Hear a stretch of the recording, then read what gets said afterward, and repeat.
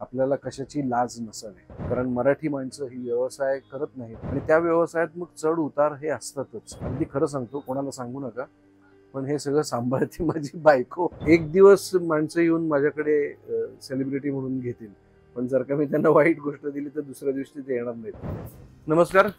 यशस्वी उद्योजकच्या सर्व रसिक प्रेक्षकांना दिवाळीच्या अनेक अनेक शुभेच्छा माझ्याकडून सुद्धा, आणि आमच्या चितळे बंधू मिठाईवाले यांच्यातर्फे सुद्धा खूप खूप शुभेच्छा. मुळात थोडंसं कुठेतरी माझ्यामध्ये ते उद्योजकाचा जर्म किंवा उद्योजकाचा विचार किंवा मानसिकता असेल असं मला वाटतंय. कारण तसं बघायला गेलं तर आता नट म्हटल्यावरती सुद्धा एक तो उद्योजकच असतो, तो स्वतंत्र असतो, स्वयंभू असतो. त्यामुळे तसं खरं बघायला गेलं तर नटाच्या आयुष्यात सुद्धा उद्योजक हा दडलेला असतोच. त्याच्याशिवाय तो अनेक ठिकाणी काम करू शकत नाही. इव्हेंच्युअली कुठल्याही निर्मात्याशी डील करायचं असलं, कुठल्याही नाटकात काम करायचं असलं, मालिकांमध्ये काम करायचं असलं, तरी तो उद्योजकातला एक कुठेतरी एक सुप्त गुण असल्याशिवाय तो या सगळ्या पातळ्यांवरती काम करू शकत नाही. त्यामुळे तो कुठेतरी असेलच माझ्यात. आणि त्यातून मी जेव्हा हर्बेरियम उपक्रम केला तेव्हा तर मी पूर्णपणे एकटा निर्माता म्हणून उभा राहिलो. ते बंधू आणि त्यांची फॅमिली खूपच ग्रेशियसली त्यांनी मला ही फ्रँचायझी दिली. माझी व्यस्तता लक्षात घेऊन सुद्धा त्यांनी हे पाहिलं की मी सुद्धा त्यामध्ये लक्ष घालणार आहे, माझी बायको सुद्धा लक्ष घालणार आहे. नुसतेच मी आपले पैसे गुंतवलेत आणि एक दुकान टाकणार आहे असं होणार नाहीये. हे जेव्हा त्यांच्या लक्षात आलं तेव्हा त्यांनी मला त्यामुळे मी माझी पात्रता आधी उद्योजक म्हणून ही त्यांच्या फॅमिलीमध्ये सिद्ध केली आणि त्यानंतर मला ही फ्रँचायझी मिळाली. पण मजा आली. आता 4 वर्ष झाली मला हा व्यवसाय सुरू करून, आणि त्या व्यवसायातल्या अनेक गोष्टी थोड्या थोड्या अशा का होईना शिकता आल्या.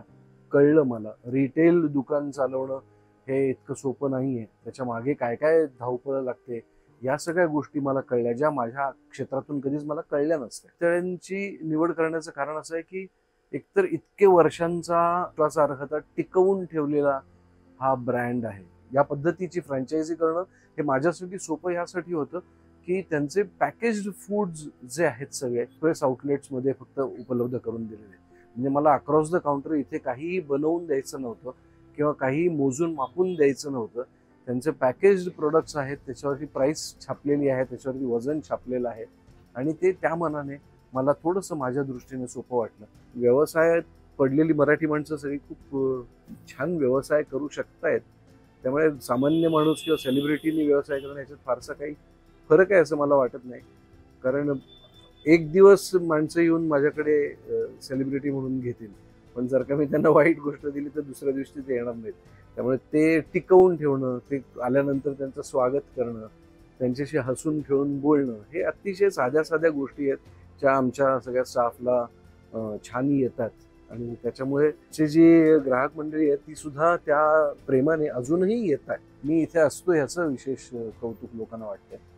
पण मला असं वाटतं की तो मी सुरू केलेला व्यवसाय आहे, त्याच्यात आपल्याला कशाची लाज नसावी, आणि म्हणून मी अगदी खुशाल इथे असतो. आता खूपशी मंडळी चिकटून आहेत चितळेंच्या ब्रँडला, जी मराठी नाही आहेत, ज्यांना हे स्टोर आल्यानंतर ज्यांनी कदाचित फक्त बाकरवडी खाल्ली होती, ज्यांनी आंबा बर्फी टेस्ट नव्हती केली, किंवा ज्यांनी त्यांचे लाडू टेस्ट नव्हते केले, ज्यांनी त्यांच्या करंज्या खाल्ल्या नव्हत्या, ज्यांनी त्यांचे चिरोटे खाल्ले नव्हते, ह्या सगळ्या वस्तू आता त्यांना आवडू लागल्या आहेत. चकल्या किंवा चकली स्टिक्स जे आहेत हे पदार्थ असतील, आणि अगदी आत्तापर्यंतचे जे त्यांचं मिलेट पोहा आणि मिलेट उपमा जे इन्स्टंट आलेले आहेत त्या सगळ्या गोष्टी सुद्धा खूप आवडतात लोकांना.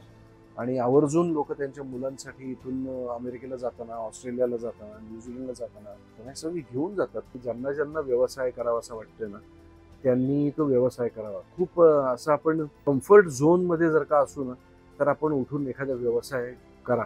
थोडीशी रिस्पॉन्सिबिलिटी आणि थोडंसं रिस्क घेणं हे खूप चांगलं असतं. तुम्हाला बरंच काही शिकवून जातं.